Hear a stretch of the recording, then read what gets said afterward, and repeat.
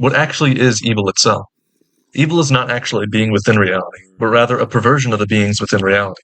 Many people imagine evil to be another being that exists in the world. Some think there are good things like flowers and love, and evil things like knives and hatred. However, this is too simplistic of a view. Evil in of itself is not a being. Evil is a lack of being where there should be being. Evil is a hole where there should be flat ground.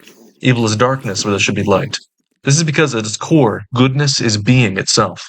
In Genesis, it says that God made light, and then he separated the light from the darkness. But it does not say that God created the darkness, though. So where did it come from? The traditional interpretation is that this is the creation of all purely spiritual beings, in other words, the angels, and the angels that chose not to follow God with the darkness, that is, the demons. And that is why Genesis says there was evening and morning, the first day. Evening first, because the light and those who had become darkness were mixed, then morning after, because the darkness was separated from the light. A flower is good, but could be used for evil by poisoning someone. Things are only good when they are used for the purpose God made them for. Whereas love is not always good if one loves what is evil. A knife could be good because it could be used for its purpose, which is to make food and defend the innocent, besides it also obviously being able to be used for evil.